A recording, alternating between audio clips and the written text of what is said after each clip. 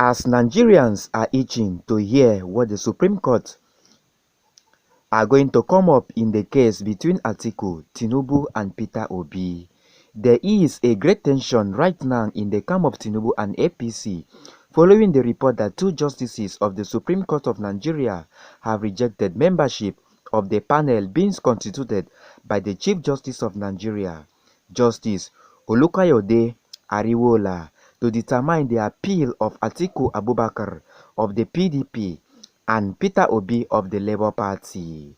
Now, this is so worrisome because nobody, not even Tinubu's government, saw it coming. And there is a great implication if these two justices stand by their decision, because their action has a lot of interpretation that may not go the way of Tinubu. Welcome to Top News Flash, where we give you all the latest updates in Nigeria. If you are joining us for the first time, ensure to subscribe to the channel so you don't miss out on any latest updates.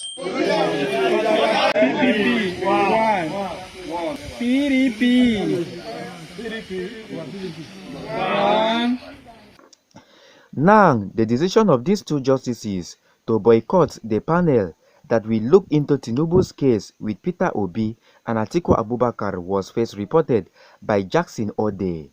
Now, for some of you who don't know Jackson Ode, he is an investigative journalist. He was equally an aide to ex-President Goodluck Jonathan. He reported that the two justices said no to the membership of the panel yesterday. Before we look at the implication of this and how this decision may be a stumbling block for Tinubu, let's look at the post on his verified X handle, formerly known as Twitter. He posted, "Two justices of the Supreme Court declined membership of the Presidential Elections Panel. Two justices of the Supreme Court of Nigeria have said no to the membership of the panel being constituted by the Chief Justice of Nigeria, Justice Olukayode Ariwola, to determine the appeal of Atiku Abubakar of the PDP and Peter Obi of the Labour Party." You may wish to know that the 2023 presidential candidates of the People's Democratic Party, PDP, Atiku Abubakar, and his Labour Party counterpart, Mr. Peter Obi, rejected the tribunal judgment that was led by Justice Haruna Samani, declaring Tinubu as the duly elected president of Nigeria.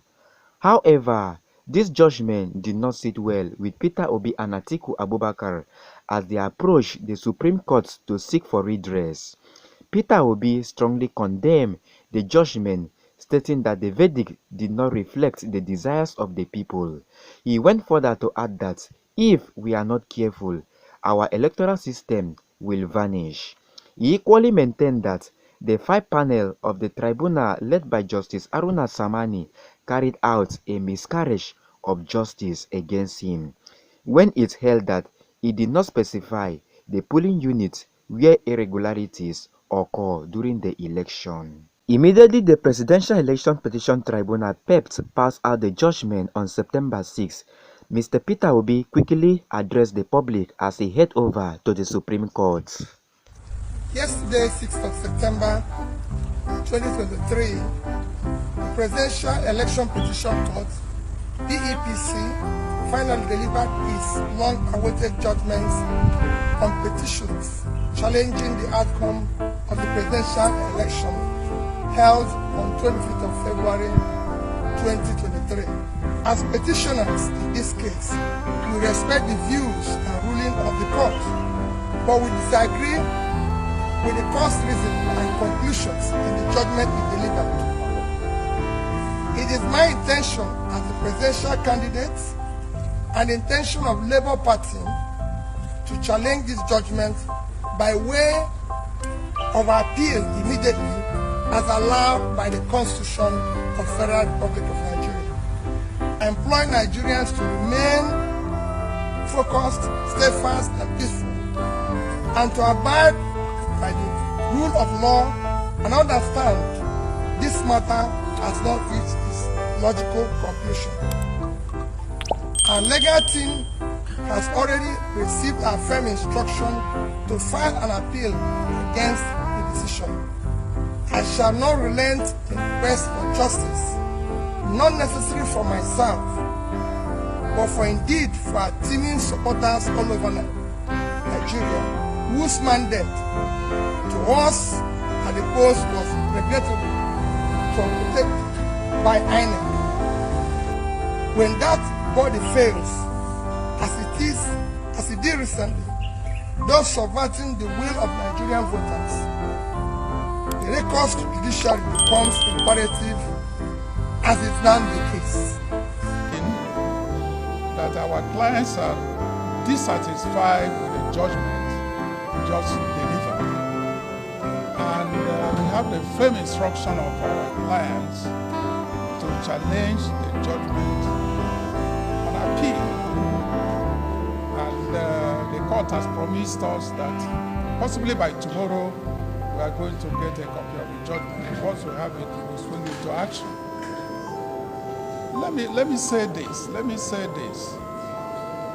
We have to be very, very careful in this country. If we are not careful, electoral jurisprudence will virtually disappear. Now, when these two justices discover the external pressure awaiting the incoming proceeding and their integrity is at stake, going by the ruling coming out of the Chicago courts in regard to the Chicago State University certificate saga, which has now become a global discussion.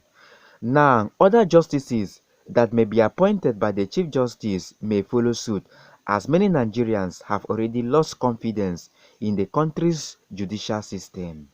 Also, other justices that may accept the role will try to be conscious of their actions, not to further dent their image.